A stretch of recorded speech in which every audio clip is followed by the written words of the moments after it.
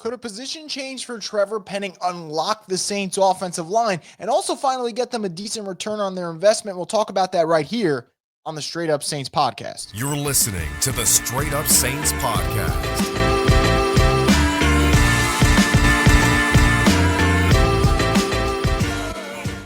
What is up, Who Dat Nation? Welcome inside another edition of the Straight Up Saints podcast. I'm your host, Chris Rosvogel. And as always, the Straight Up Saints podcast is brought to you by Scott Fickner Injury Lawyers. You've been injured in any kind of accident, car, truck, 18-wheeler, hurt offshore. Scott Fickner handles it all. You give him a call at 504-500-1111 for a free consultation. They'll always fight for the win. I hope everyone had a really nice Memorial Day weekend. Everyone had fun with their family, friends, loved ones, and stayed safe most importantly. As this all goes past the window now, we get past the unofficial start to the summer, we start getting closer to the NFL season. And obviously for the Saints, they got a long way to go before we see what that product's going to look like for week one. But one of the biggest question marks for this team, I think, is what's going to be the unit in the trenches? What's going to be your starting five offensive linemen? Who are you going to lean on? And obviously, there's four guys that you know are going to start week one. You know Eric McCoy will be your center. You know Fuaga and Banks will be your tackles. And you know that Ruiz will be your right guard. The real question is who's going to play left guard. And as we get closer to week one, as we get closer to training camp, the Saints seem to be willing to shake things up a bit. And that shakeup is centered around Trevor Penning, one of their former first-round picks, who, if we're just calling it, being really blunt about it, hasn't lived up to expectations, and frankly, he's been a bust for the New Orleans Saints. And yeah, he showed some growth last year, but the Saints traded a future first-round pick to get him. He has not lived up to those expectations. So for New Orleans, you see the spot that they're in right now. They're going to have to figure something out with Penning, and with no fifth-year option on that deal, this being the final year of his rookie contract, seems like Kellen Moore is willing to give him a shot at offensive guard, and that's exactly what the Saints have done through OTAs. And while there's no guarantee this works, and honestly, guys, even though I am going to talk about the upside to making this type of move, I want everyone to know what I'm about to say, I'm going to tend towards what this could look like if things work out for the Saints side of things, because I'm trying to figure out what the strength of this team can be, and I believe it could be their O-line.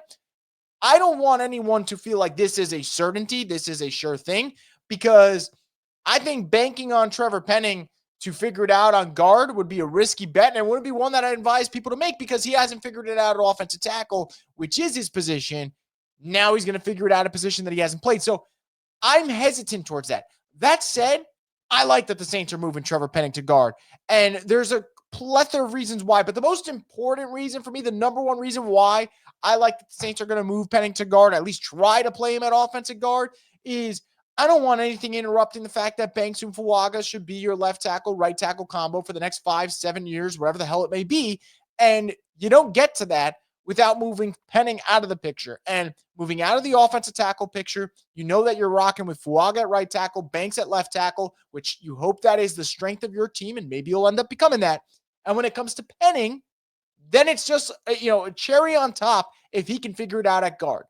And I just want to throw this out there because, I mentioned how there's no guarantee that Penning will be the guy. I look at Mekhi Becton last year with the Eagles, started his career with the Jets as an offensive tackle, big dude, really just like a kind of a rare, I'd say, stature you'd see for a tackle. Mekhi Becton, in terms of just height and weight, it was rare. And he struggled in New York, and a lot of it had to do with injuries. But even when he's on the field, it wasn't what you expected or saw from guys that were in his draft class. Think of like a Tristan Wirfs, who's been sensational with the Buccaneers. So he leaves the Jets. He goes to the Eagles. They kick him to guard.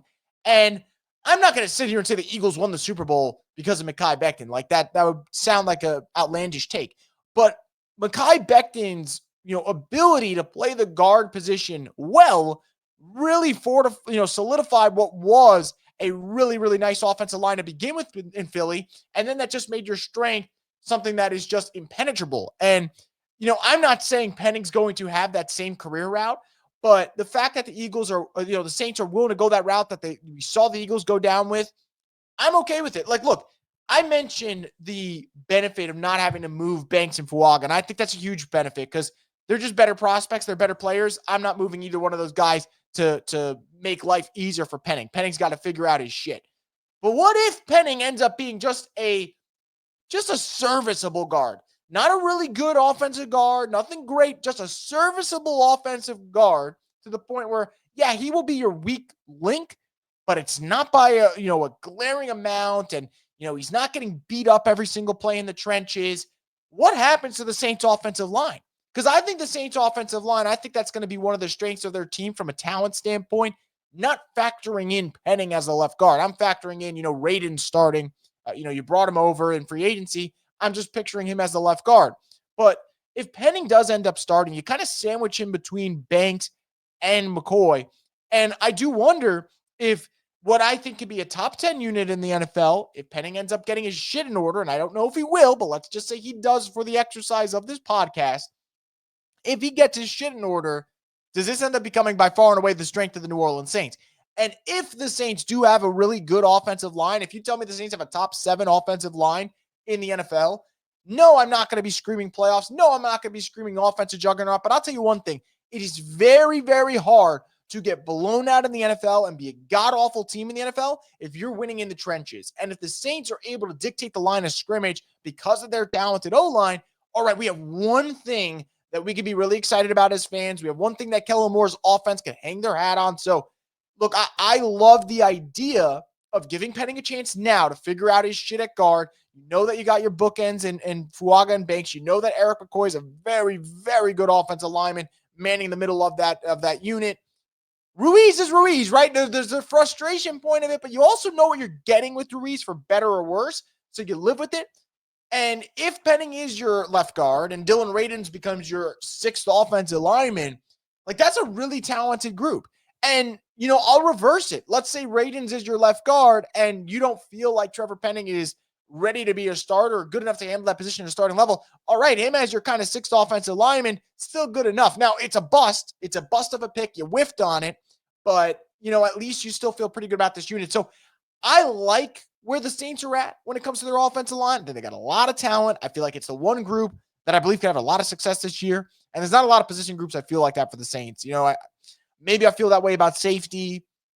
We'll see how I feel about linebacker. If Danny Stutzman can give them something, maybe I'll feel a little bit better about that group. But, I'm not feeling great about a lot of position groups for the Saints.